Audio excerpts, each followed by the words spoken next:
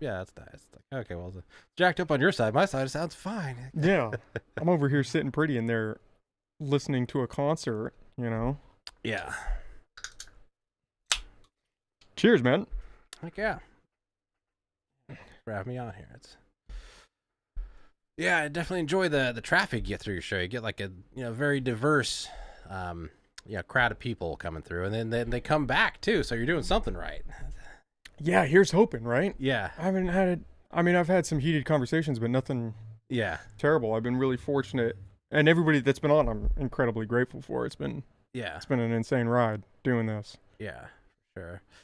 Yeah, that was like at one point that was like a goal of ours is to have LCP doing that too, and it's like it just didn't quite manifest. Like it's like had stuff set up somewhere else, then got stuff moved over to like my place, and it's like I don't know. The kid didn't really quite have the bandwidth for managing all that too. It's just like Do you guys have a central hub for Lost Coast Populist, or are you guys each running independently at your own place? We're all just kind of solo operatives that link up and collaborate in meetings or sometimes in person, but usually just like kind of a Zoom or can either do Telegram or Discord meetings as well. Don't have all through like an online medium. Yeah, you guys are reaching out to each other. Yeah, for the most part here. That's what's been going on with it. And how did you get affiliated with Lost Coast Populist? Well, that was like kind of through the health freedom movement. And it was like there was like it was the COVID thing that brought people together. It's like all beyond that. I was self-proclaimed agoraphobic. Just pretty much keep to my own. Had 3 close high school buddies and wouldn't do much else to go do the keyboard warrior stuff online. So that I did always think that Facebook was it's like it's not for what people are using it for. Just like gonna post, check out my car, man. Check it out. Take a smiling picture with all my stuff and my family. It's like we got this global community here, and the world's pretty screwed up. So maybe we should talk about how screwed up the world is, and that's kind of all my Facebook is. So use that crazy conspiracy guy on Facebook. You use yours more as a platform to spread out things that you think are relevant. Yeah. Yep. As opposed to just sharing the odd photo of something. Yeah, I'm opposed to like sharing like. Occasionally, I'll put like some of my life on Facebook. It's usually just other news articles or memes or whatever. And yeah, I try to avoid that too, which is ironic doing this because that's 90% of the game. You're almost opening up this rift to the outside world and people just get a peek in. Oh yeah, that's why it's kind of funny having that focus and then also I brought like some of my art along too here. Check it out. That was quite the binder of art. Oh yeah. I got large format stuff. Oh, that's awesome. Do you do a lot of abstract work like that? Yeah, it's mainly stuff like that. But okay. Yeah, it's like you can feel free to take one if you want. I got like large format printer, so I print my own, fairly cheap. Is that what you do?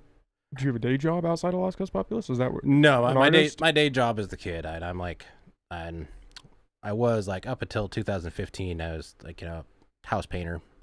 Got my contractor's license, then found out I had MS, and then like tried to get on the disability wagon just because like I deal with like constant vertigo and like memory issues and all kinds of weird stuff with MS. So pretty much got eventually got on disability, and then that made me the perfect stay-at-home dad candidate, and that's my main job now. I got a 4-year-old little girl that I spend my days with, and which is a lot of work in and of itself. Dude, just being a parent. Yeah, no doubt. It's a blast, but it's a lot of work, like you're saying. It's got to be nice in that regard where you get to be home, and so working again for Lost Coast Populist, it kind of fits right in. Yeah, it makes it where it's just like kind of my, if I have not really too much spare time during the day, it's usually like my insomnia evening projects. Like, okay, I'm gonna bust something out. I'm gonna do something. I'm gonna do the news review podcast, whatever you call it, the reading between the headlines. Do Do you try to just, you guys are obviously trying to build this out to be a competitor news organization, right? That's still which is tough with our manpower. It's got, which is like, we do, I guess that's why we, have our niche, focuses. Where it's like, okay, we're going to report on stuff that other people aren't reporting on, which is, just, general stuff that people are just like, and I don't know what it is about local media, just, afraid to rock the boat, or like, it's like, that'll make me look bad if I say stuff because that makes someone else look bad. And yeah, you guys are not afraid to rock the boat over there. No, that's, and that kind of started from the whole, how I got into it with the COVID stuff too, because I was on, my wife worked at the city of Eureka and lost her job to their vax mandate. And it was like, there wasn't really a whole lot of, they had exemptions, but if you had your personal belief, you'd have, submit your written exemption, and that would go before a review board. So it's like, your opinion itself, it's like, oh, that's not good enough. That's your opinion. We reviewed it, and it just doesn't come up to muster here. I don't know what to say. But then, like, later down the road, hearing from other little, people that I've talked to, there were some people like granted, immunity from it, who were like, in big, important head of department positions, and like, okay, well, your opinion's all right. If you feel that you don't want to take it, your job's important enough to where we're willing to let you do that. And that's kind of weird there to me. Yeah, everybody lower on the totem pole kind of got screwed. Yeah, and what are you going to do? You're going to lose your job. And she was the head of a department, I guess, just not a big enough department. She was like the head of like the finance that ran all the water billing. She'd been there 5 years, like no other real blemishes on her stuff, just didn't want to get vaccinated. Yeah, and it was just sad the way they were doing it too, with the, even before she went, it was the whole medical discrimination aspect, to where, like, if you weren't vaccinated, you were forced to test, which, like, I don't know if you've ever done those tests. I never did, but I'd pretty much call it nose rape. It's like, it's got this thing this far, like, we're going to give you, have it analyzed in some lab back east. And that's like, with insurance, it ended up being $200 a month. So she could do that to keep her job until they told her she had to go. And the city didn't want to go down that route? No, nope. That was, the way they phrased it was like, or like, they were kind of like, I think it was their human resources person, like, sent her an email, like, asking if, she was going to take the vaccine or if she's going to resign. And, she just responded that, with pretty much their, form letter of, what their cutoff date was and what, all the stuff they said. And she said, well, that's what I'm going with. And they responded back to that, like, oh, we will take that as your formal resignation. That's pretty much how that went down. And so was that the start of you getting politically active in this way? Yeah. Or speaking out more? Yeah. I mean, I was already kind of doing that, because that was like, I think that was October of like a year ago now. I think, was that 20? Yeah, something like that. It was like a year, because I know their vax mandate was been in effect for a year. But it was all centered around the COVID stuff. Had you been posting or doing any news-related stuff outside of that? Yeah, I mean, like, really what, like, as far as, like, what motivated me to, like, be the whole, Facebook warrior, that was, like, that goes way back. You go back to, like, talking, like, 9/11 conspiracy stuff. I mean. So like you've been in the trenches for a while. Yeah, because it's just, like, I mean, they say, like, I don't believe in conspiracies, but, just like some other people say, like, I don't believe in coincidences. You look at 9/11, like, I don't know if you've seen, like, the study from University of Alaska, where they just focus on Building 7 alone. Only got a little bit of fire up on the rooftop, and then just did the same pre-fall collapse. And they came to pretty much the same conclusion as this other video that was out. I don't know if you know the Hollywood actor guy, Ed Asner, big guy with the big old mustache, but he, like, put out this video for, like, a group of 100 or so engineers that pretty much came to the same conclusion about building 7 alone, just focusing on that because, like, hey, nothing hit it, just had a little fire in the top, steel building just went like. So you look at that combined with like a year before it, the planes hit it, they moved the World Trade Center to, what was it, Seattle? And also there was like it needed like a bunch of asbestos abatement. So it was heavily insured. So the guy who owned the building came out, definitely in a better situation having it destroyed, getting insurance money than having to pay for asbestos abatement. And then combine that with the Pentagon thing, where there's actually a video out there of not a plane hitting it, but like a missile hitting it. And they were like under investigation for like, I forget how many $1 billion that went missing, and that just randomly hit the place that had all the records on that. It's like, okay, like I said, coincidences. That's a few too many coincidences there to like really meet muster for my kind of logic anyway. Can you do me a favor? Just point that mic just a little more inward. Perfect. Right there, yeah. Okay, that better? Yeah, that's perfect. The 9/11 thing is something I haven't delved into past just giving it a cursory glance. Mm-hmm. But the money aspect is a little interesting. The fact that, we lost all this money and then the place that supposedly had all the accounting is just now gone. Yeah. That's a little... You hear that and you're like, okay, I could see why people might go down this road. Yeah. And then also just the way it was used for like, okay, so if this was, a planned thing, then you could say that it was used to like, prompt the whole Iraq war and the subsequent Middle East war that lasted through Obama. So we had pretty much, 20 years of, that I call them like the great oil crusades over there, where it's just, straight Bush, then Obama, everything's going to change. And then it's just more of the same and killing more people with flying robots. And like, yeah, just that whole thing. Like, that really turned me to like looking at news sources like the RT, like, just like, probably not the best place to get your honest opinion about Russia, but about what America is doing over in the Middle East, they seem to be calling it like a lot closer than any of the American media.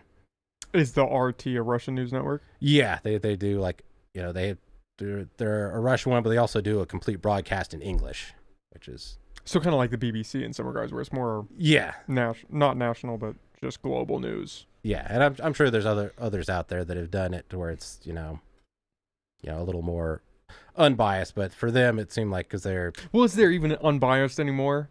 I don't think. Only when you're looking at it from certain aspects. I'm sure everybody has biases from some perspective. It's like gotta pick and choose depending on what you're looking at. The problem with conspiracy theories is that they're seductive, and some of them turn out to be true. And I think people get lost in that because if one turns out to be true, what happens to the other 99? Well, are those true too? And then people go down this rabbit hole. Yeah, but I don't know. They've been popping up as a lot of them being true. I've been paying attention to RFK coming out about like how JFK got taken out. That's it's like that's another conspiracy theory. Like down the street. Like that's another one that's dicey. Yeah, when they start the magic bullet and all of this stuff, it's like see, and the fact that they don't want to release the records, makes you think, wow, what are we doing? Yeah, here? Which was a lot the same with the COVID stuff. Like we want to. Well, lab leak. Yeah, lab leak. Yeah, it's totally. Yeah, nobody would believe in that. That's fringe conspiracy. Yeah, like at the Jon Stewart who framed it best. We had the the bit on was it, Jimmy Kimmel? Or I think it was on Colbert. Oh, Stephen Colbert was. Yeah, and he's okay, so there's the Hershey chocolate factory in Hershey, Pennsylvania. We've got a giant chocolate explosion. What do we think it came from? Yeah. Great bit. Yeah. I'm only 25, so my experience with news and unbiased news is pretty limited. Okay. But I think for me it was watching the COVID stuff that made me think, maybe you can't just trust a CNN because it's a CNN, or Fox News because it's a Fox News, or X or Y because they've built up this legacy. Maybe they're susceptible, just like people are susceptible to bias and skewed information and not doing their due diligence investigating a story. Yeah, and I'm 41, almost 42 here, but it really didn't have as huge of an impact to like I don't know, like right, a little bit like 2007 or 8, like right around, that was when I got like, high speed broadband internet.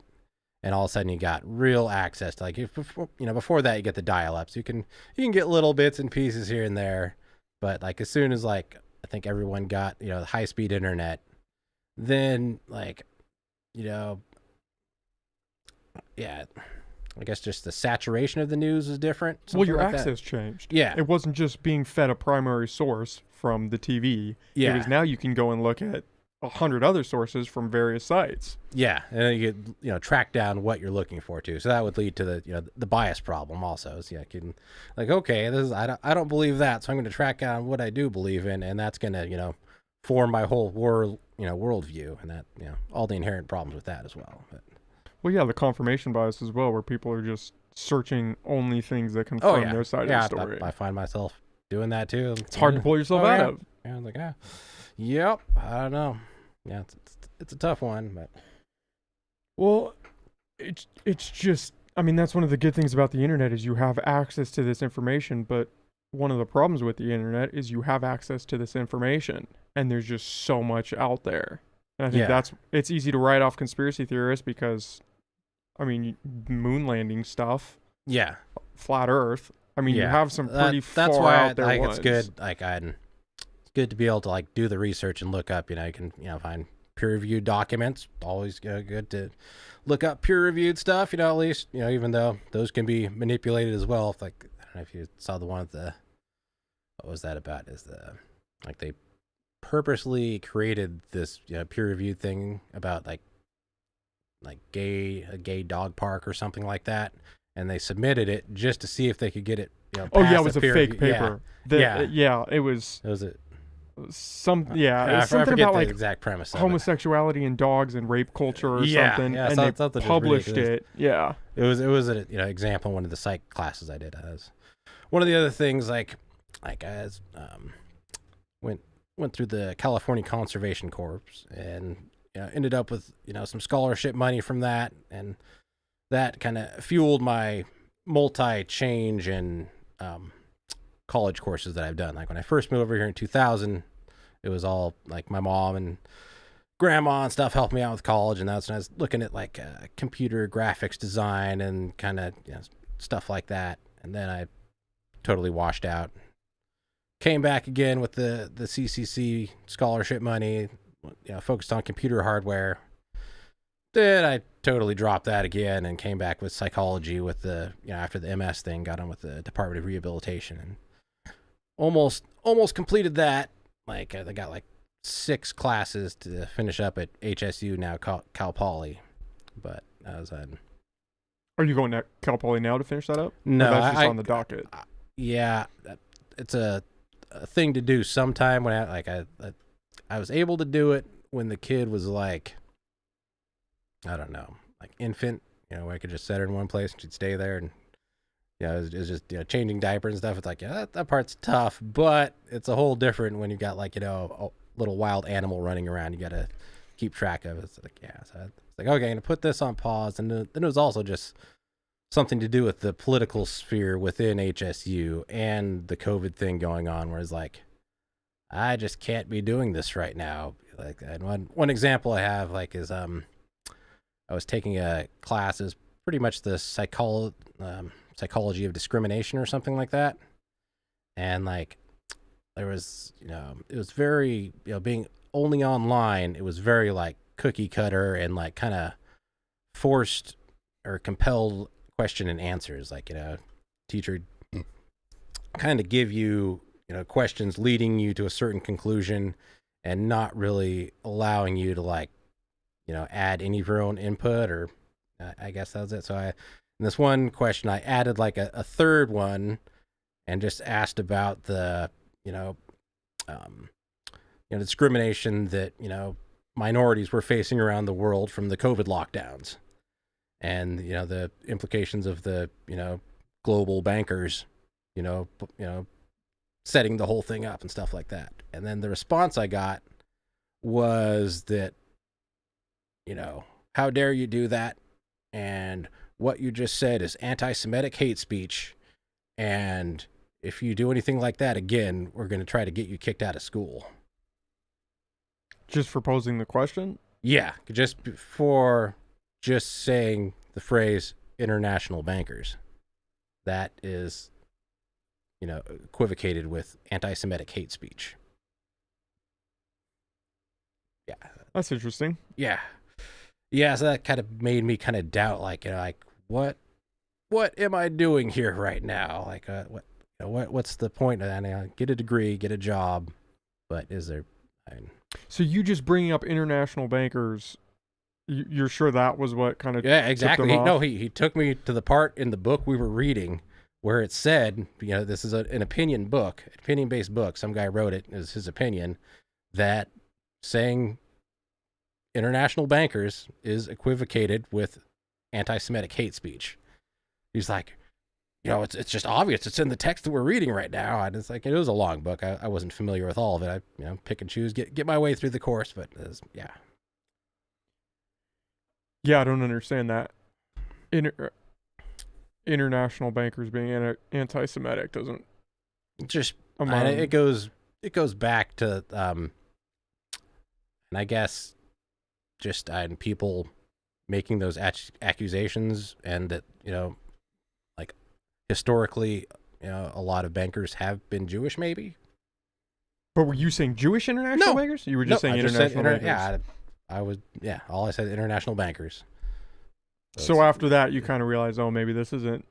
Yeah, that was part of it. That and the kid, but that was a big part of it that made me kind of think about, and then just dealing with the other classes and just how everyone was wrapped up in the whole COVID nonsense, and trying to write papers and stuff that were anti-COVID, during that it was a challenge getting and the teachers would go along with it, but they weren't too happy.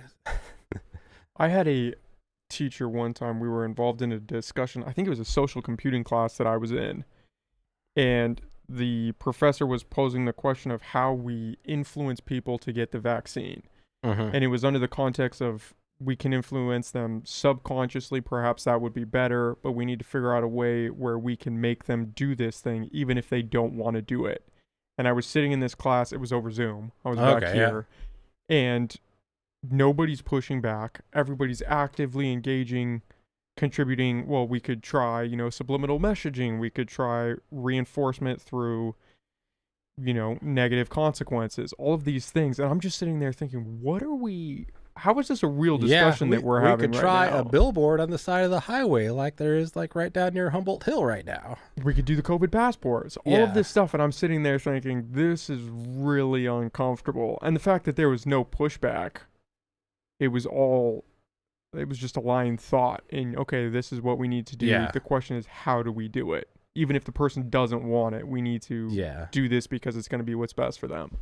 Yeah, it's crazy that they're still pushing it even now. There's still DHS signs up. Save a life, wear a mask, get vaccinated. Yep. Yeah, they sent, I submitted a records request on it, and I guess for COVID outreach and the billboard near Humboldt Hill, they spent $60,000 this year on, it's federally approved grant money, but just to get the word out that, still got to get that shot, get the jabberdoodle. Yeah. That is a great allocation of resources. I know. I think we could all agree. Being that they're I forget exactly how many, something like 19 million behind, or something to that notion in the county level. There was some article that came out that they're super short, but it's but that's not out of the same till. That's it's completely different funding. It's nothing to do with. It's total mismanagement of funding. That's why the inflation is what it is. It's it has nothing to do with anything, but everything's so damn expensive and we don't know why. Well, it's the Ukraine war. Oh yeah. Yeah. That's I think that was Justin Trudeau, the Canadian wildfires. Okay, that's the solution. Got to send more money to Ukraine and that'll put these fires out. Were they trying to say that? I didn't hear that. I don't know. at this point, I'm unsure if that was just a meme, a joke, or if he actually said that. I mean, It's hard to tell sometimes. yeah. Reality's getting pretty hyperbolic. Yeah, that's especially when it's like, for the democracy of Ukraine is the reason why we're doing it, supposedly. But they have literal Nazis in their troops, and like Zelensky's came out and said that, there won't be an election if anybody runs against him, or I think it's just during this war. Yeah. He said there's not going to be an election. Yeah, They need to stay united. Sounds democratic. Sounds like democracy in action. Yeah. I made a comment to the board of supervisors because they were doing the solidarity thing, had the flag up there. It's like, you might want to take that down because they have literal Nazis in their troops. Do I really want to be affiliated with that? And the Nazi thing was crazy because they pushed so hard against it when it first came out that there was Nazi branch in the military. Got my Facebook banned for just posting a picture of their troops with the lightning bolts. It's like, okay, they banned your Facebook. Yep, for a solid month for that one.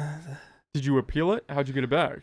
Oh, I kept appealing, and they eventually give it back. I was regularly banned for like a month at a time for just either that or COVID vax stuff, or I don't know.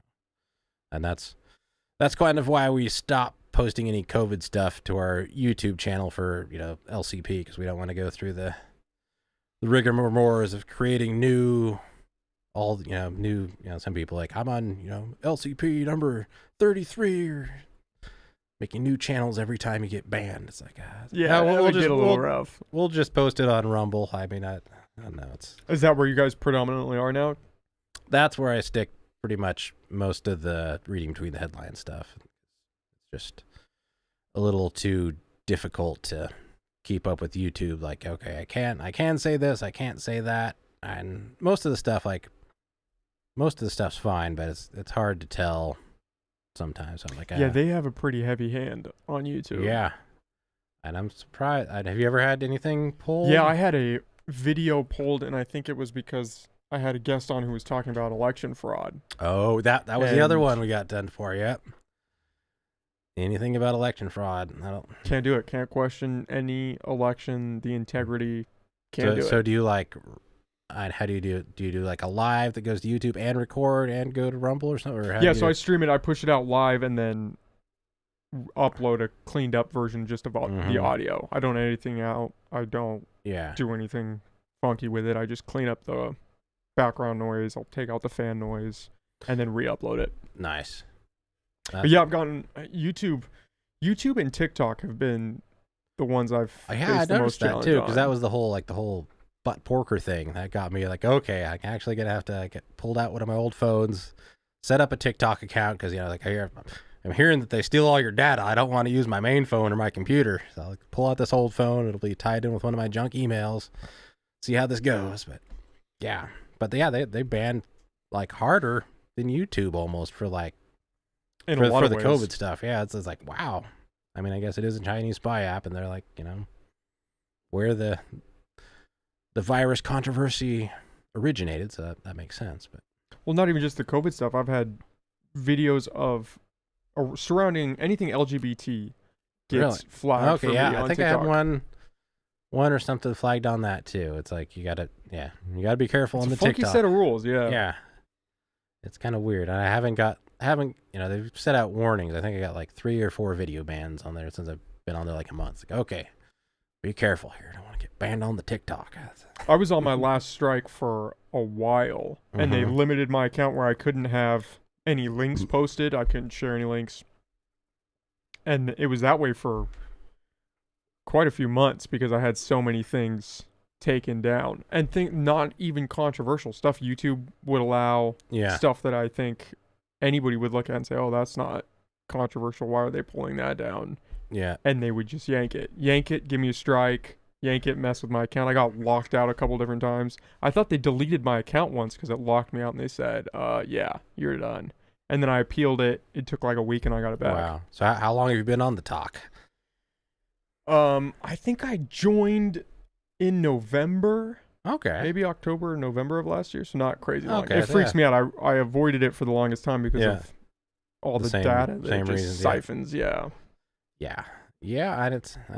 But now I have seen, like, as far as stuff it does, like, I am impressed with its subtitle feature, or it's where, like, you go and it does it and it'll let you go in and edit it line by line. Like, I wish YouTube would let you do that, or if they could build like that into Rumble, that'd be great too. I think YouTube does if you post from the app, the YouTube Studio app. I think they let you have a little more creative freedom on that. Okay. Maybe. Don't quote me on that.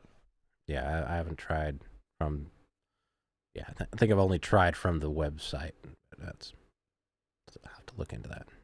Yeah, I recently started pushing stuff out to Rumble too, just because it's another platform. Yeah, but Rumble's weird in that it's got that branding of a right wing fringe site.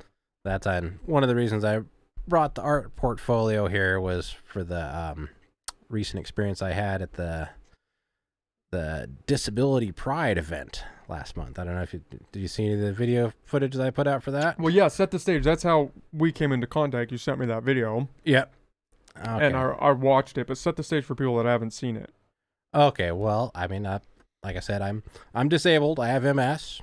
I do art, and they're posting that you could submit art to have in this thing. I was like, okay, I'll go check it out. Because I was like, through my college endeavors, I even volunteered at the Ink People back when they were over on like was that E Street or wherever their old location. So I was like kind of familiar with it. Like, okay, go check it out. And it was like definitely different than advertised. Not that I have any particular problem with LGBT, but to me it just seemed like we were just coming out of LGBT Pride Month. And this was supposed to be Disability Pride Month.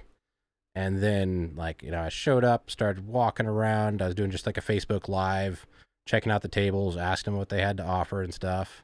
And, within 10 minutes of being there, Kayleen Riviera came up to me and said, "You can't be filming here. This is a queer space." I was like, "I thought it was a disabled space." And he's like, "This is a queer disabled space." And then it just kind of went like that from there. Like all of a sudden it was like, as soon as I made my rounds around all the tables and got to the queer Humboldt table, it was just triggered just because I was sporting the LCP press badge. And that's just like guilty by association. It's like, okay. Well, one of the people that confronted you actually said that. Yeah. Exactly. And she was the one that was running the event and does like disabled services.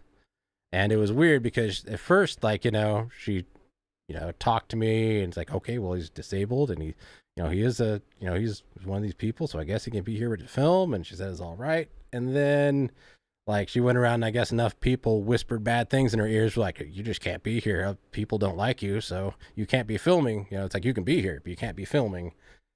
And that, I don't know, just kind of rubbed me the wrong way because it was, advertised on the city's website as a public event. It didn't seem like it should be, all of a sudden privatized to where one group doesn't like me, so I can't, just do a Facebook Live. It's not like in my opinion, I wasn't being disrespectful to anybody. I was just, I have art in this event. I'm here to record it. And then it just kind of ballooned into whatever happened. Well, you were being respectful. You were walking around asking questions. And like you said, when you were met with that one organizer, she was engaging with you. You guys had a nice dialogue. And then it became apparent that it kind of flipped a switch once she realized who you were and who you were affiliated with. Exactly. And then the tone kind of started changing. Yeah. And then there's just like I don't know the guy's name, but he was the one towards the end of the video with the gray hair and the mask. And he was just, saying that it's pretty much just for, having opinions that I have, that I was pretty much responsible for, people who might have been, yelling things at, the previous events for the kids' drag shows and stuff. It's like, anybody, you're responsible for all of that because, of your affiliation with Lost Coast Populace. Well, guilty by association. Exactly. Yep. So that's yeah, definitely. I was halfway expecting it, honestly, just because looking at the news and stuff, like Biden someone in his administration said, beyond Pride Month, this is the summer of Pride. I don't know exactly which one. I was like, okay. So I guess that was probably part of why I submitted art and got in, because I was like, okay, I can go in there. I'll have art in there. I'll record it. Did you go in there expecting this to happen? I didn't expect it to be like that. I didn't. Yeah, I did not expect it to be like that. But I kind of halfway expected it to be somewhat entangled with the previous community from Pride Month before. And that was part of your influence in going, was to almost test that theory? And just to see how, like, how am I just, a disabled person with art in this, in this event going to be, treated, which I guess I could have stayed and not recorded. But being it was a public event, and even though it turned out as, it's on private property, it's on Synapsis, which is owned by, and I guess, I don't know if it's directly by Leslie Castellano or by like some non-profit organization ran by her exactly, but it gets it, and that ties in kind of with, I don't know, did you pay attention to the whole Roy Gomez conflict with her and the anarchists running the city of Eureka? Yeah, I want to get to that too, because I know that you're another factor in that. Yeah. But the disabled pride thing, I mean, fortunately or unfortunately, they were in the right by removing you. They did. It was a public event, but it was on private property, exactly. And so they did have the right to say, "Hey, yeah." But that to me, it still brings the point, because like you look at the funding for like a lot of these nonprofits to put together the Disabled Pride Month, and they're drawing from the state coffers. So you're using public money, or state money, taxpayer money, to host private events only for certain groups of people. And that, I don't know, it just seems like if it's using state money, it should be open to the press. Well, that's the question, is would they have acted this way to any other news organization? I don't think so. Or is it just because I don't think so. We've got, yep. And that's the whole thing. They said, you're not media, you're not news, you're what do you say? Like, you're just going to take this video and post it on your hateful website or one of those other hateful websites like Rumble. So then it's pretty much everything on Rumble is just hateful to people coming from that perspective, just because, like, it's just all, it's all different from the other media that they're used to. So it's all hateful. I guess. Yeah. Once Donnie's name started getting thrown around, people started realizing who you were attached to, and it just kind of went a little sideways for you from there. Yeah. And that's part of what made me dig my heels in too, because it's, it's like, okay, these are people that I've never really had, word one, a conversation with. Like, all you're doing is you're guilty by association, like they said. It's like, you're not, like, people are concerned about, but it's all about, if you think that or try to bring that up, you're just hateful, and you're trying to make it so they can't live comfortably. I think those are some of the other words. But did you at any point think, I mean, were you considering turning off your camera and just staying to observe? Because that's what they kept posing, is you can stay, we just don't want you filming. Yeah, I think by that point I was kind of triggered. I was like, I'm in it for it. If I'm not going to be here and record, I'm just not going to be here and hanging out, because I'm just the disdain I had been treated with at that point. I was just like, nah, I'm not just going to stay here and hang out. I'm here to record now. Sorry. Well, I think you were there to record from the beginning. That was the whole focus, right? Yeah, that's true. And I even when I brought my art down to the ink people, I told Leslie that I was going to be recording there too. So it was I wasn't, shy about it. I was open with it. And yeah, you weren't hiding your intentions, but you also kind of wanted something to go down in some sense. Yeah, or it could have been fine. It would have been nothing burger, and I would have been happy either way, really. I was halfway suspecting something would, but it was also, it was fun going down to the ink people. I took the kid down with me, got a tour of the facility, and got a pretty cool setup down there. So I'm sure there's a lot of good that they do in the community. I'm not talking that down at all. It's just the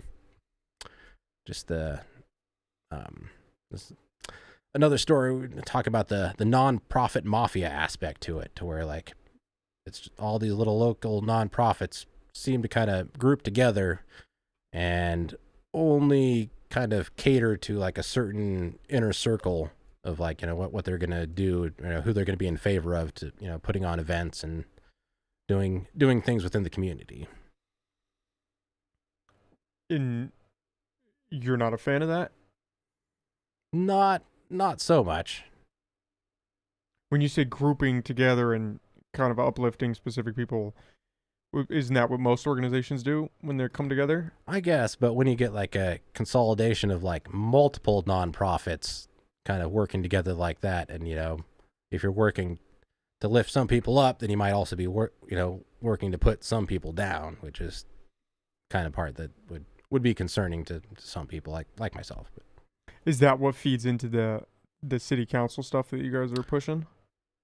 Yeah, that is part of it. And for me it's a couple of things. Like we were talking about, the history with my wife losing her job, so that's always in the back of my mind. Like I know that you've got a slight jade towards the city, just in general. Yeah, just that. And to like what they're capable of. Like that was some pretty malevolent stuff. And if you look back at the we still have it up on Rumble, in one of the articles we have like a compilation of all the people who were present, like, and commented during their when they were bringing their vax mandate up for discussion, and there were like 2 people that were for it, and like I don't know, 20 or 30 people who were there who were against it, and they were just not listening to the public. It was we're doing it, we're just doing it, and that's a big part. But it's also, and for me, looking at the bird's eye global view too, is all the little things that they're doing that feed into the globalist agenda. I mean, you look at the housing projects that are coming in, just California in general, but us playing in with the I call it the green ordeal, but all the electric cars, trying to get people to I guess, not that riding bikes is bad, but building housing that doesn't have parking spaces. It just, it seems like it's tying into like the China like 15-minute city thing, where like, okay, we'll get that, we'll get the digital dollar, and then if you don't cooperate, we can just turn your life off. And I saw some of that like in Australia during COVID with the like Aboriginal population, because they got like, okay, well, you guys were disadvantaged, we're going to take care of you, we're going to put you up in these government houses. And then it came down to it where like, okay, well, you're not taking the COVID shots, well, get out, you can't live here. So it's like a double-edged sword with a lot of those kind of programs. So the global affairs, as well as kind of what has happened personally for you locally, is all influencing the direction that you're moving. Yeah. And is that tying into this push from you and from other people in the community against the members on the city council who are self-described as anarchists? I don't know to what extent, and I'm sure everyone has their own worldviews. I don't know if they're as far down the rabbit hole as I am, for sure, but that's... But it seems like you guys are unified in the fact that you don't think having council members who are anarchists is in the best interest of the city, to say the least, right?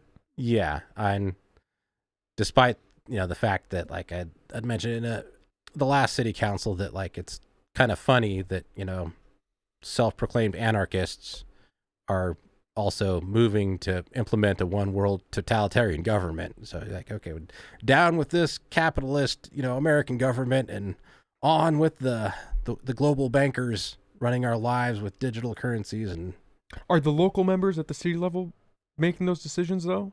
Are they enacting legislation at a city level to do that? Or is that a more broad national you look thing? you look at the housing projects, and it very much is. There's, I mean, here and in Arcata too, there's like literal high-rise housing complexes coming in with the 15-minute city, idea, where there'll be, centralized grocery stores so people don't have to travel that far, and there won't be enough parking spaces for the place. So it's, pretty much making it to where people aren't going to be able to drive anywhere. And then all you got to throw in is the whole digital currency thing on top of that, and hello China. Well, the digital currency is definitely on its way. Yeah. I mean, they've pretty much made it known that that's what they want to do. But the what is interesting to me is that so the people who are on the council and have these anarchist beliefs, they're not hiding them. It Yeah. wasn't necessarily they didn't sweep it under before the election and then now all of a sudden they come out this way. mean, They've been I that think way the it's whole time. Yeah, I think the way they phrased it is that, like, they didn't, mention it really. I've heard it was G. Mario Fernandez. He didn't really disclose it during the election, but he wasn't asked about it. So it's like, hey, if someone would have asked about it, I would have totally been honest about it. I think we talked a little bit. He was on the podcast before his election. Yeah. Him and I talked a little bit about it. Yeah. I for some of the stuff we did on what Roy had done, I'd glanced back over that, and he talked about the, I don't know, a lot of the stuff. I'd done the stuff for the eminent domain and yeah. So are you guys afraid that, or are you personally afraid that people didn't know this when they elected these individuals, or do you think that there was some deception involved, or are you just worried now that they have this position of power that they're going to enact some future legislation that's going to be a problem? What are your guys' concerns coming from? Probably I get the like global aspect of, the 15-minute cities. I get all that, but on a city level, if we bring the scope in a little more narrow, what is your concern with these individuals on a person-to-person basis? What is the hesitation and fear stem from? I'm not 100% familiar with Rory's situation. I understand he is involved with some legal struggle with the and people that's and Leslie. partially to do with his business and running a business in the city with someone who has that kind of influence with the the nonprofits and how they work and work with some other businesses or nonprofits or whichever. But and I'd say that I'm not too concerned with them, like, on a personal level. I don't know exactly how aware they are of global stuff. I mean, I know I talked to Kim Burgell about it, like, just about the COVID stuff, and she was, this was back, I don't know, a couple years ago, pretty much. It was before they even did the city vax mandate, I think, or maybe it was right after, somewhere in the beginning of it, and she was like totally unaware of just global stuff, like I was talking about with Australia, and how people are there's actual concentration camps and stuff there for people who are refusing the vaccines, and that's I don't think they're totally aware, or if they are, I guess it's a person to person basis if they are in line with what's going on the global level.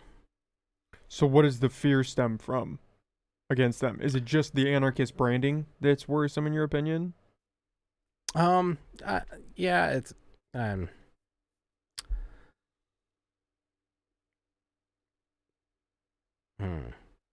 and I don't know exactly how to answer that one. Well, because you do find it alarming, right? There's a group of people that are alarmed that these people are in these positions. My question is just why and for what reason? Okay, well, I guess it would be like the ties to, like, violence, like. But again, is this a national attachment? Because obviously anarchism has this branding. Some people might attribute it correctly or wrongly. Tied to like Antifa and stuff. So it's like, but we don't really see it here on the local level. And I think we saw maybe a very little bit of it when, like, right after the George Floyd thing came. There was some, like, BLM where, like, okay, there were some people coming to town that didn't seem like locals, seemed like they might have been pushing to, like, incite something that I don't know if anything really got too incited besides just blocking traffic that pissed people off. But yeah, I'd say that would be the concern, is just the ties to that kind of belief on a national level. Yeah, but bringing it to a local level. But are you concerned that these individuals are going to, I mean, have they enacted any worrying legislation, or have they cast any votes that are cause for concern, or you guys are just trying to be preemptive? Well, there was, I think, an example made was just the spending like I think it was $70,000 just to review the police force, just on reviewing practices, just for not to say that there wasn't problems with some actions that police may have taken here and there, but given the state of the city, could have that money been spent better to clean things up? And I'm sure with a lot of it, it is based on state policy as well. But you look at like I think Shasta County and the way they've turned with their board of supervisors and stuff. It can be done a little different on the local level. Not that anything's gonna be perfect, but I'm having politicians that are kind of aware of what kind of political stuff is like a dishonest, or I don't know. Are they being dishonest here? I don't know if they know they are, or if they're being But dishonest, how so? Just with and when you get like with Antifa, you say that that's not a group, that's just an idea, and that's dishonesty right there, because it is a group. They've done violent things, but when you start doing that, you're just equating speech, or equating an idea with reality, and you're just saying that that's people said that's not real, so it's not real. Is one of them saying that Antifa isn't real? Yeah, I think, and I had a brief little conversation with Mario, and he had said that's it's more of an idea than an actual real thing, which is consistent to how on the federal level they poised it like, oh, that's not a real thing, it's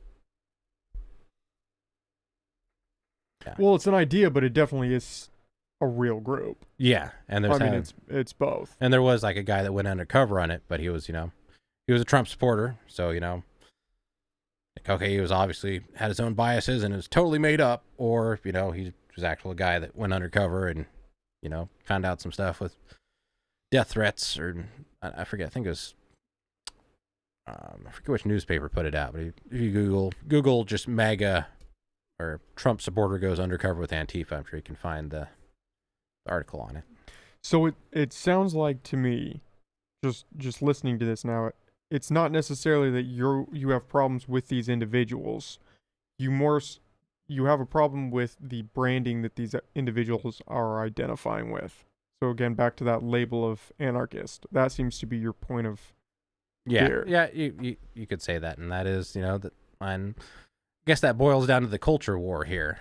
But isn't that kind of ironic, because they're afraid of you for the same reason, because guilty by association? Yeah, that's true. You could look at it that way.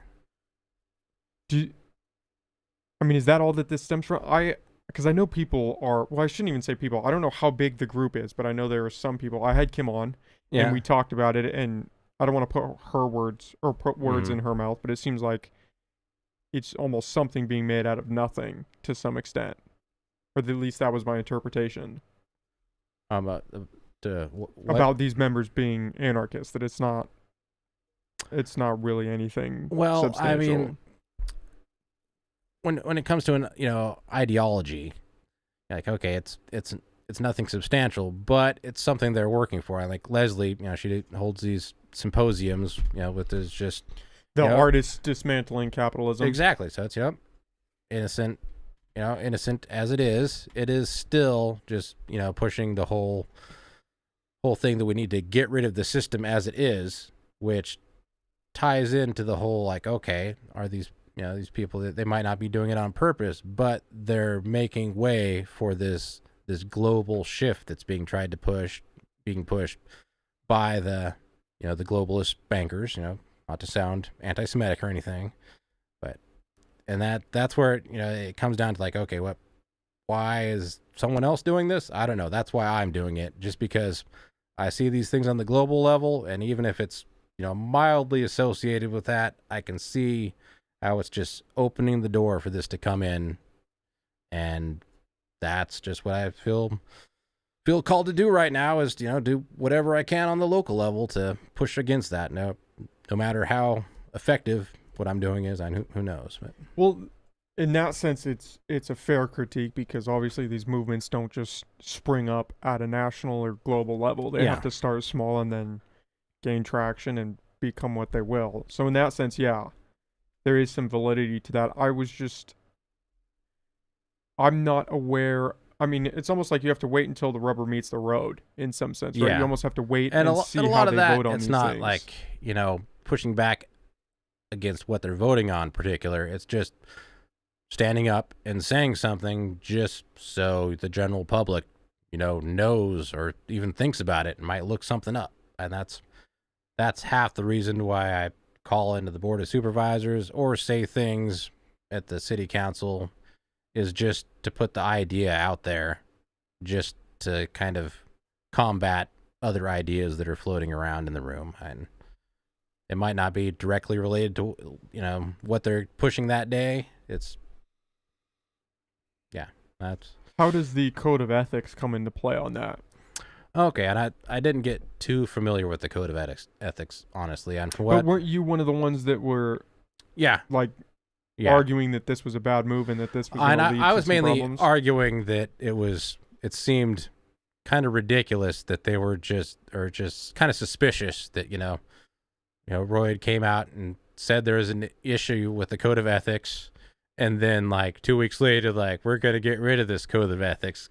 Nothing to do with that. We've been meaning to do it for a while. But that kind of sounds, suspicious to me. Just okay, that doesn't look good. And that was the main point I was making. And did you look into the code of ethics at all to see what grounds that would stand on? From what I saw, there was the one big difference was that the mayor could censor something, and it wasn't a big deal in this situation because the mayor's pretty copacetic with most of the standpoints that any of the other council members are doing. But if we had a mayor that maybe wasn't happy with what they're doing, it could be a useful tool. Maybe. I don't know. Vote of censure to what extent? I'm not sure. It was just it had the little something in the toolbook. I'm not really sure. I'm not a a legal person. To me, it was mainly just the optics that freaked you out. Yeah. And also just like I'm saying, it's, just there to put the word out that, something's fishy. But you weren't sure that it was fishy. Yeah, not to a legal extent. I'm no legal expert. I will not. But not even to really any extent, right? I mean, it doesn't sound like you had any real backing to go down that path. You were just kind of, you looked at it and you were like, oh, yeah, blue and red. This is purple. It's fishy. It's fishy that you guys are taking this, trying to remove this after someone said that. That was the my whole standpoint for saying anything that night, and that going back to what's lingering in the back of my head is that hey, you guys are capable of some horrible things like the whole COVID vaccine thing. So, I'm here to oppose to whatever you might be doing because I think that's wrong. Are you worried that being so aware of these national and global movements that it might skew your perspective on a city level or a more local level, even county level? It could, but then I'm just some guy out there doing the public speaking thing. I'm not, making decisions in any. Yeah, but if you were fortunately or unfortunately, you're not just you anymore. You're attached to this news organization. Yep. And do you think that affects your guys' credibility if you're speaking at a city council meeting talking about how the vote on a code of ethics and that being rescinded is problematic and going to lead to these things, and then you don't have, I mean, you haven't even really dug into it. Don't you think that's kind of problematic? Not really, just because all I was saying is that, it looks bad. And I didn't have details on why it was problematic, so I wasn't saying why it was problematic. I was just saying that it looked bad. Yeah, but you weren't just saying that it looked bad. I mean, you were up there and you were saying, I'm drawing a blank. You were saying something along the lines of, where does the power lie now or something? And that's kind of how you got Katie Moulton to throw out the "you asshole." But it wasn't just, hey, should we be worried? It felt a little more targeted of this is nefarious rather than this could be nefarious and people need to look into it. I think there's without the mayor part being in there from before, I think it did like place a little more like power in the city managers like arena. And I did already kind of have a bone with that because like during the whole... But what does that mean, power in the city manager's arena? What that feels a little intangible. Yeah. Power to what extent? Well, it's not even related to that. But going back to the COVID vaccine thing, like... No, I get the national stuff. I get that would cause some skepticism. This isn't a national thing. This was to do with the city manager. It was like... The whole time that the city was, had their vaccine in place, I had asked like Kim Pergel, like, I don't know, before, I think it was like September, before they had, removed it, like on the steps of the city hall, like, what's it going to take for you guys to remove this? And she had said that it's going to be like, it depends on, the way the county's going. And, what the Department of Health and Human Services did. But then, like, later on, I did a records request, and it turns out that the whole time, like, for all these people coming to speak on the thing, it was all just, in Miles Slattery's lap. Like, he was the sole arbiter of when the COVID vaccine mandate for the city would drop. But how does that relate to the Code of Ethics? I believe, and this is also partially because I was, getting some info from, Roy. He was saying that from what he had interpreted as that, the not having the Code of Ethics in place, like, empowered the city manager to some extent. But you were unsure of what that actually looked like and to what extent? Yeah. That's kind of problematic. Yeah, maybe. You don't think so? Yeah, I mean... just going off basis of source, I mean, Roy, again, is embattled in something against the city and Leslie, so I don't know that if he came forward with some information, I would take that wholeheartedly. I would take it into account, like I would anybody saying something, but I would do a little more back-end work to figure out, okay, what is this actually, to what extent, and what power has the city manager lost or gained through the rescinding of the Code of Ethics? What has changed with the board or the council? Like, what has the mayor given up power? I know that the vote of censure has now changed. I think it requires 3 people on the city council. I don't know what it was previously, but I mean, it kind of seemed like it would be a bigger deal, and it hasn't really. It's not. Yeah, well, that's also the difference between drawing the line of there's the public speaker me, and there's me doing media stuff, and sometimes there's. But hasn't this been covered on Las Cos Populous? Yeah.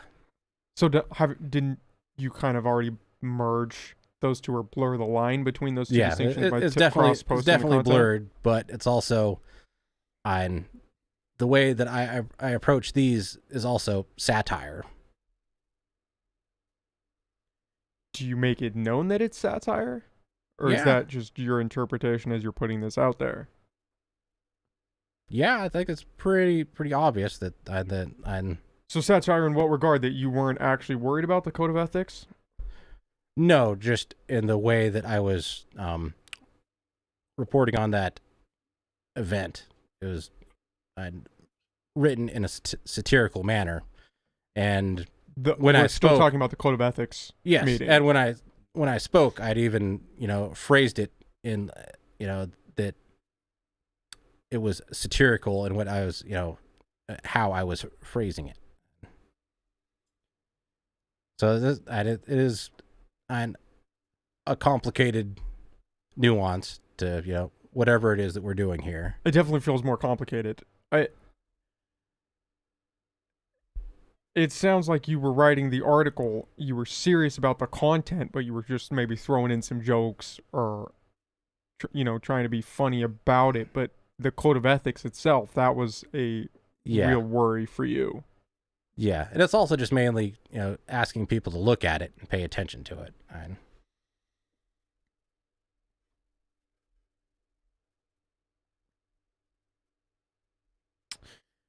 Yeah, from an outside perspective, somebody who Hmm. obviously has no skin in the game, that would not have been my interpretation from the coverage and from Okay. how you guys were portraying it. I mean, I thought it was a bigger deal based off the the sentiment from the people that were speaking out against it and the coverage. It Yeah. seemed not a bigger deal in the sense that a lot of people were worried, but a vocal minority, and so I thought there was a little more validity in that, but it seems like Yeah. there's a lot of speculation going on without anybody actually And it was also turning the page or opening the asking book like to try to figure about out what's yeah. going on.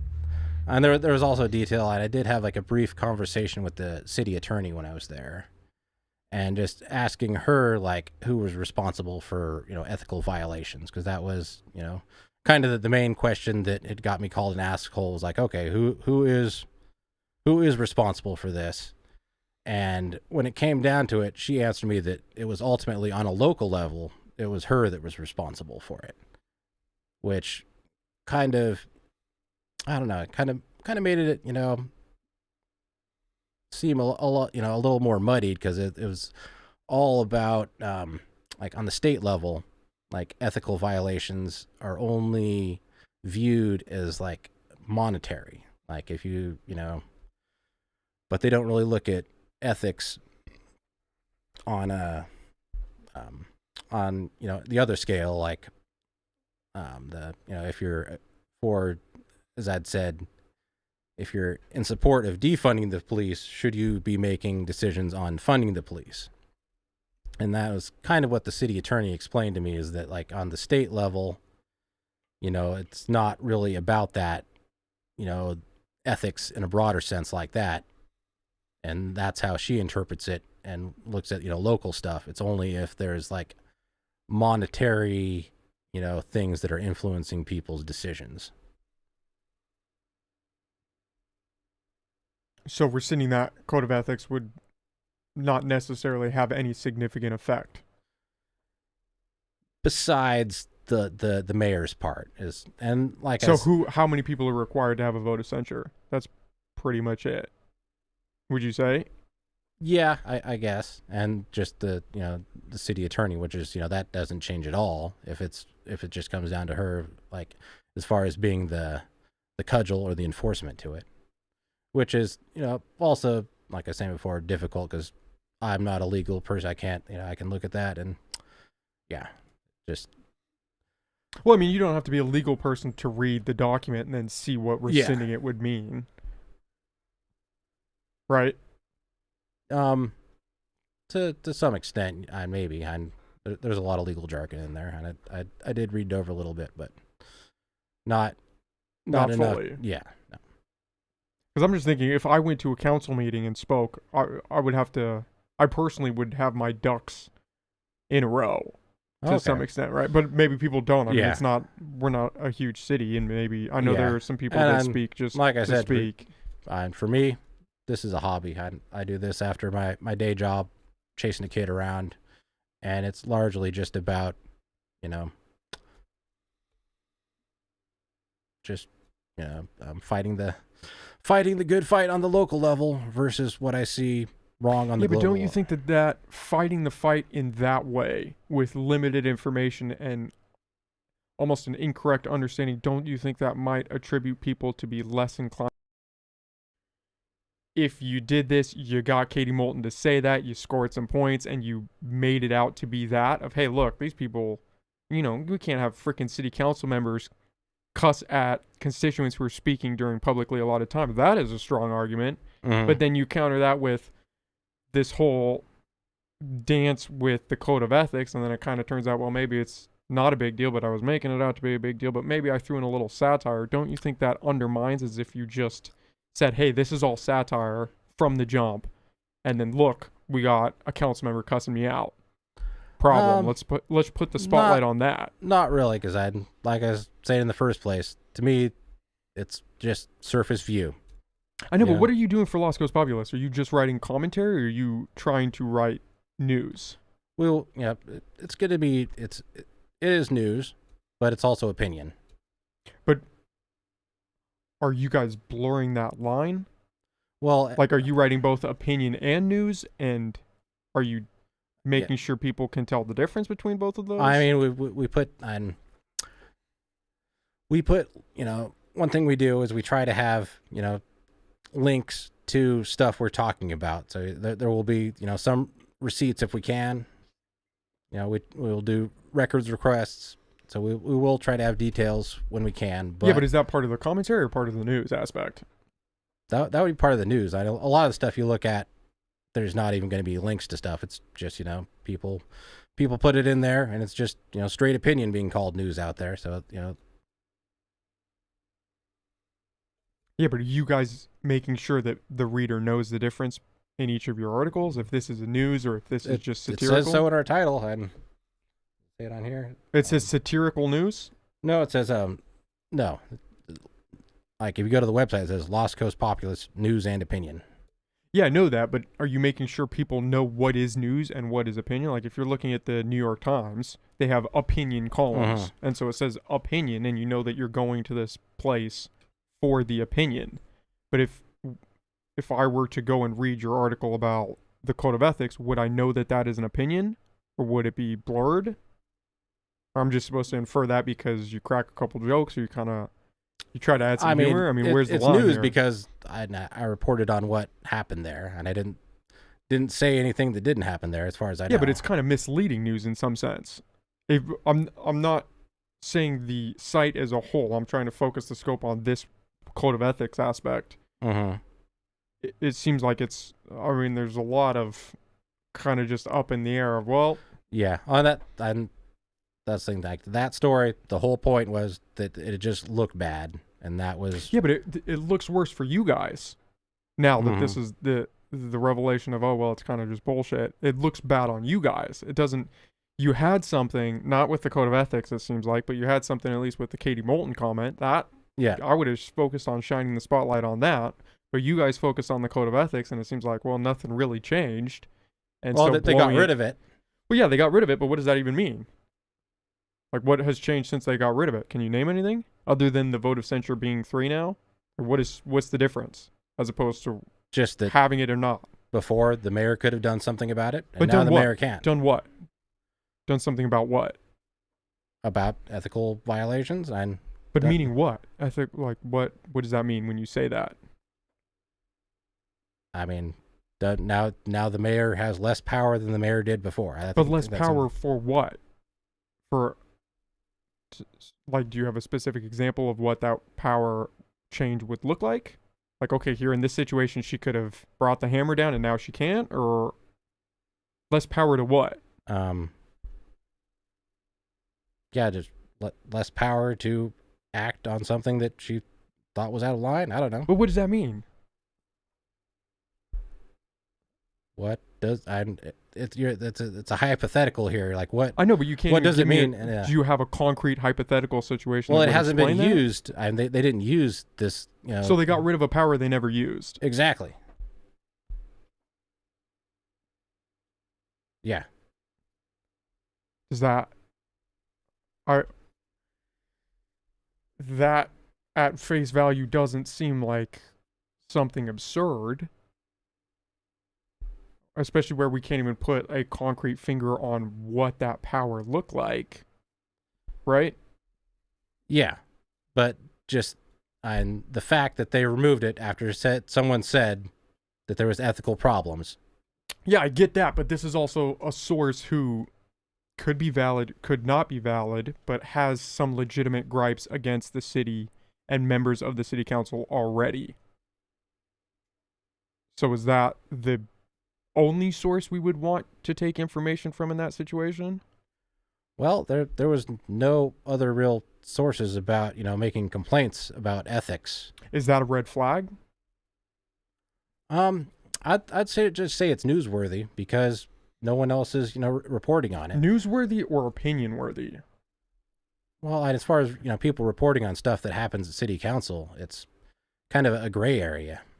I mean, stuff that is, newsworthy, stuff that isn't newsworthy.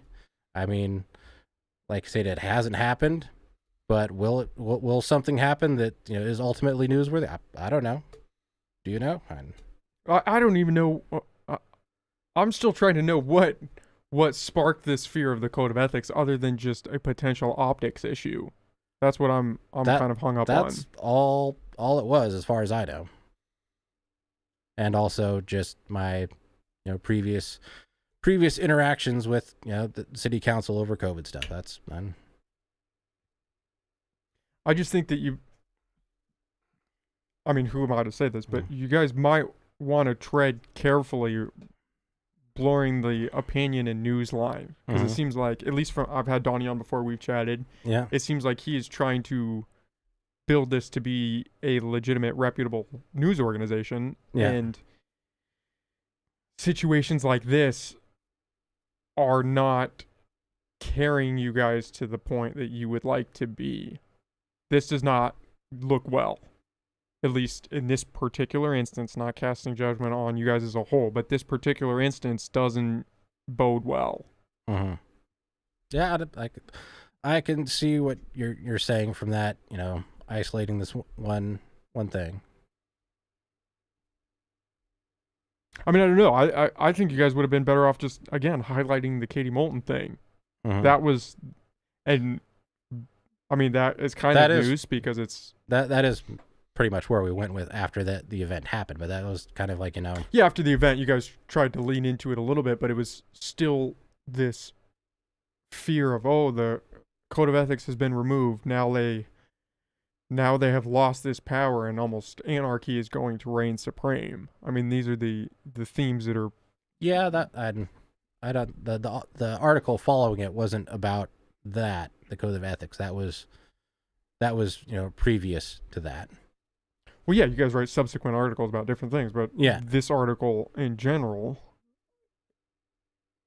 I mean, I would have to read it again. I don't even know if I read it the first time. I might have just seen the video and the subsequent dialogue from you guys on that, but it almost seems like you have an opinion of it being satirical, and I'm kind of hesitant to say that would be apparent to the people that are reading it, attributing the a lot of what we do is news just trying to it. get people interested in local government too and paying attention. Yeah, but you don't want to be the group that cries wolf and then people just write you guys off.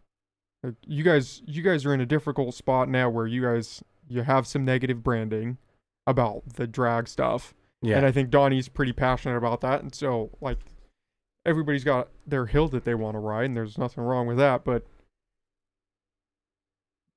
you want to make sure that you don't completely trash credibility, Yeah, I see what you're saying, but that's... And I mean, who am I? I'm not running the news. Yeah. I know nothing about news. I've never written any news articles or done anything. I don't claim to be any, I'm multiple degrees away from what the news is. Yeah. But that's kind of where we want to do with, as far as growing it, is getting, other people in there doing stuff too. Because when you only have,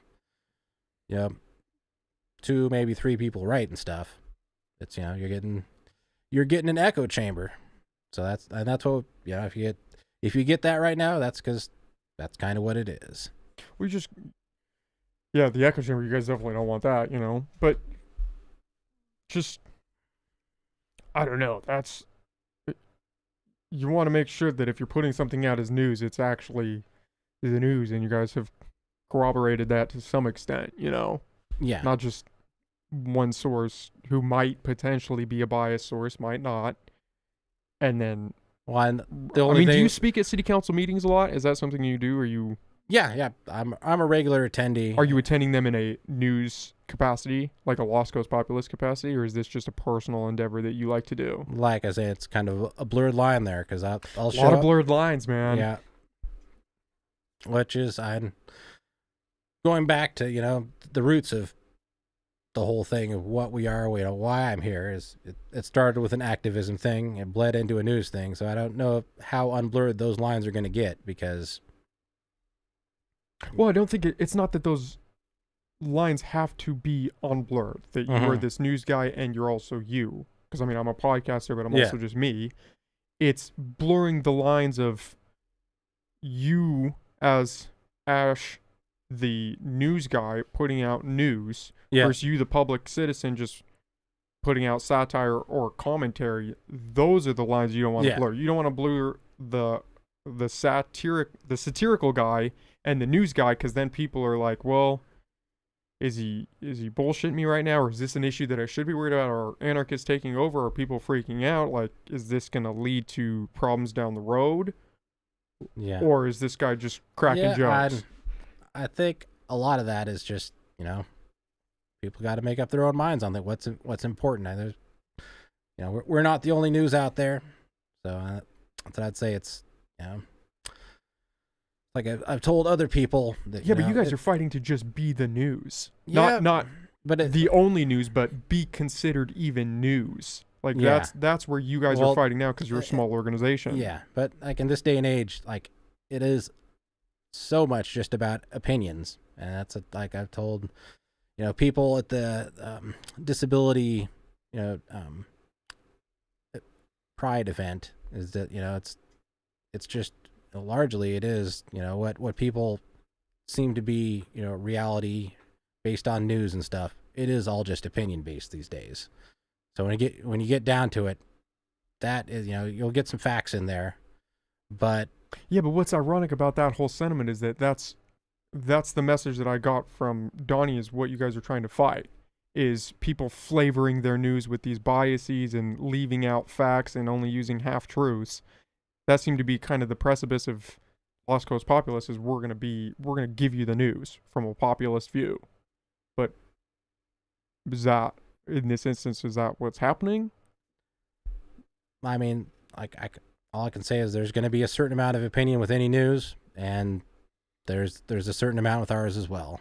So I mean, we put facts in where we can find them, but yeah, and facts in where we can find them is an interesting way to phrase that. Well, I mean, where do you find facts in other news? I mean, it's all based on opinion, or it's just. But aren't facts, and that's how we can. But where do you find a fact? Where do you find a fact? Somebody does the actual work to figure out what is true and what is not. That's where you find the fact. Is somebody actually takes the time to figure out what is the truth and what is not the truth. If you can actually find an actual document, like what there was in this case with the the code of ethics. Yeah, I mean, this is a pretty cut and dry case of that. Yeah.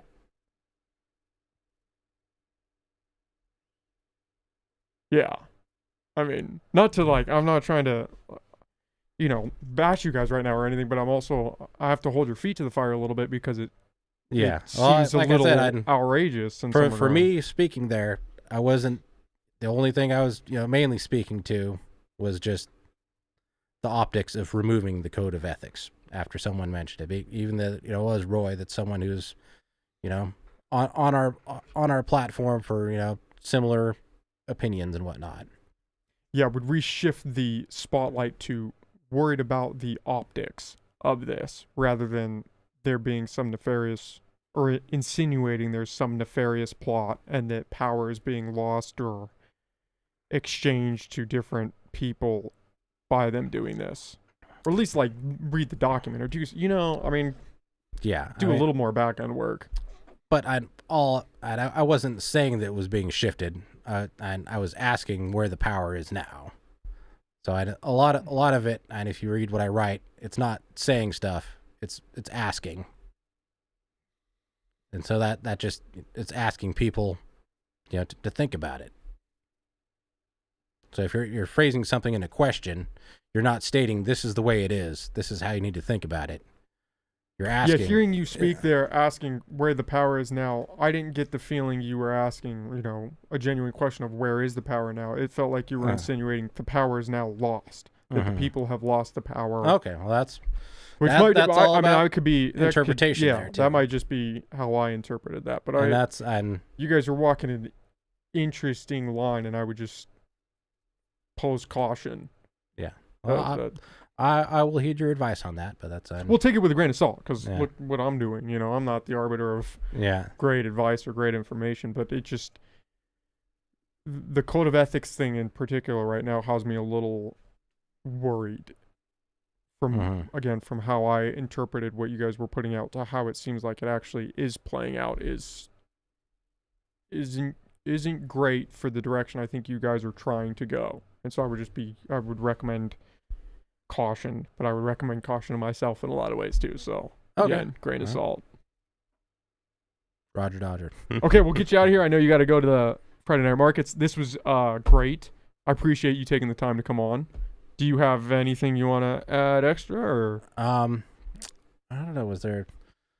I forget. Before we got into that, was there one more thing we were going to talk about or something? Or I know the we kind of got the disabled. Yeah, the code of ethics thing took a turn. The disabled LGBT. We touched on that.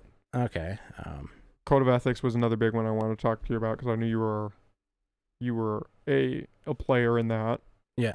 I don't know. Was there anything else you want to add? Or? I forget. We got wrapped up in that one for a while, but I thought I just mentioned it and then got wrapped back into it. What was it? Back down the conspiracy rabbit hole. Was there something there? Or? It might have been. There's some good ones there. We could do a whole podcast just on some conspiracy theories, and the COVID stuff, of course. Yeah, but I don't know if we wanted to wrap it up. What would be a good way to wrap it up? And there was I'd say that moving on to another article that we did. It was just on the recent. It was like a focus on a local community member, and she kind of coined the phrase the nonprofit mafia that I was using earlier. And she just she was a woman like struggling with like a domestic violence situation. So just in being an interview that ended up contacting us out of the TikTok community of all places. And so we did an interview with her and just talked about all the and it is once again it's just her experience, but it is some kind of disturbing things to think about in the local like drug recovery, and she had faced like I think her kid had went into foster care at one point in time, and like this was also during COVID, and the kid was forced to take the COVID jab to stay at the foster care place, and then she was forced to take the COVID jab to see the kid at the foster care place. And then what else was she talking about? Something about how like I think she said that at Waterfront Recovery, like all the patients get prescribed the same drugs. This is once again just be something to look into, because if that is true, it's kind of disturbing, because people there for heroin and alcoholism, you'd think there'd be a different cocktail to get. But and then it also kind of tied back into the Jefferson Community Center where the All Age Drag Show was with Heidi Benzanelli, and from her perspective, she is saying that like these rehab people were like farmed into like these low labor positions, like cleaning up needles under houses, that were also being like I think they might have been like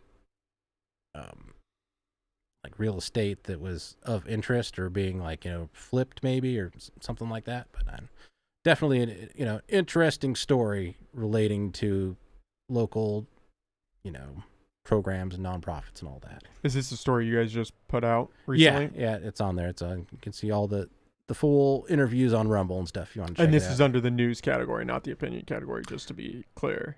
Yeah, okay. It's under the news category, but it is flavored with opinion. Take it with, it is like it's one person's experience, and that's how I worded it through the whole thing. It's this is what she observed, this is what she's reporting, this is yeah, we'd be happy to talk about that at a later date. I haven't read that. I'm not familiar with any of that, so I can't Gotcha. I don't have an opinion because I don't know what that is, so I would have to look into it a little bit. Okay, gotcha. But this is fun, man. Yeah, I appreciate you taking the time to come on. I know we can get you out of here. Do you want to plug where people can find you, where they can find all your stuff? Yeah, did you want to plug any more where they can find your artwork and stuff? So on this, I'm just Google. And are you selling these prints?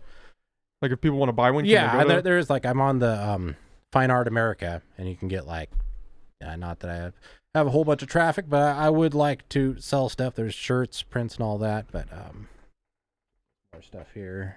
If you tilt it up, that's your camera right there. Okay. People can see that. There we go. Bring it How's over that? just that way, just a tad bit. Perfect. Okay, yeah. I mean, you've got some cool prints. How long have you been doing art?